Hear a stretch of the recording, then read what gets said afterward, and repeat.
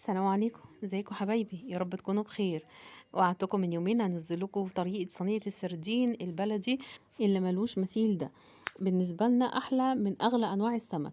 جميل جدا، تحفة، بعمله من سنين بنفس الطريقة وبنفس التتبيلة اللي هعملها معاك، ودي ما بغيرهاش أبدا، وفي كل مرة بيطلع طعمه أحلى من المرة اللي قبلها. الطريقة بسيطة والتتبيلة كمان بسيطة، بس أهم حاجة تختاري السردين الصح. احنا عندنا في اسكندرية هنا بيسموه السردين البلدي بتاع المكس او المكساوي. ده طبعا احلى بكتير جدا من السردين المستورد او السردين المجمد. يعني لو قدامك الاتنين هتختاري ده طبعا. وده بيكون شكله سردينة كده ماسكة نفسها، لونها فضي، عينيها كده مفتحة وكأنها لسه صاحية. السردينة ما تكونش مفتوحة بطنها ولا تكون راسها مقطوعة ولا اي حاجة. تجيبيها كده سليمة وماسكة نفسها بالشكل ده. وطبعا بتكون ريحتها بحر. هنغسله كويس جدا ونركنه على جنب. ودلوقتي هنحضر التتبيله: فلفل اخضر وفلفل الوان المتاح عندك يعني. هنحطه في الكبه وعليه 3 4 فصوص من الثوم، مش هنزود الثوم هنا. وعصير حوالي 3 ليمونات، وكمون حوالي كده معلقه او نص معلقه كبيره من الكمون، وشويه بابريكا، ومعلقه كبيره من الملح مليانه، وكمان شويه زيت حوالي كده معلقتين 3 من الزيت، مش هكتر عشان هحط تاني على الوش. هضربه ضربه متقطع بالكبه لحد لما يوصل الخليط بالشكل ده. بعد كده هفضيه في صينيه كبيره شويه وهفضي عليه الخليط التتبيله اللي احنا عملناها.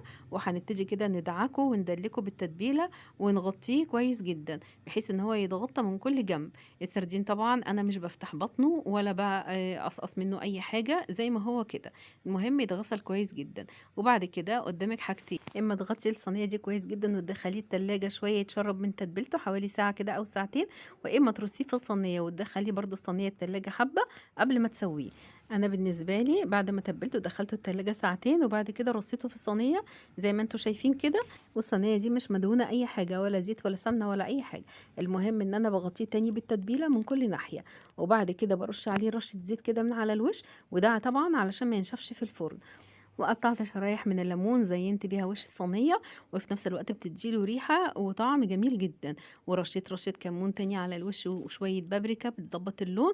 وعلى فكرة السردين ده بيكون هو طبيعته دسمة، يعني هو بينزل كمان زيوت او زي ما بتقولوا كده زبدة. هو ما بينزلش زيت، هو بينزل زبدة في الصينية، ويطلع طعمه رهيب. بالنسبة للتسوية بسخن الفرن قبل ما ادخل الصينية ب10 دقايق على اعلى درجة حرارة. بدخل الصينية الاول 5 دقايق على الارضية، وبعد كده برفعها في النص على الشبكة 10 دقايق بس. يعني إجمالي مدة التسوية ربع ساعة.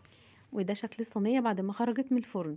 شكله زي ما انتوا شايفين كده، منتهى الجمال.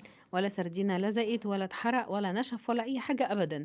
وكمان ريحته فوق الوصف. وعلشان تكمل الوجبة بتاعتنا قدمت معاها سلطة بنجر وسلطة طحينة وبطاطس محمرة. وبس كده الفيديو بتاعنا خلص. يا رب يكون عجبكم. جربوا الطريقة، مستنية رأيكم، ما تنسونوش في اللايك والاشتراك. شكرا ليكم، سلام عليكم.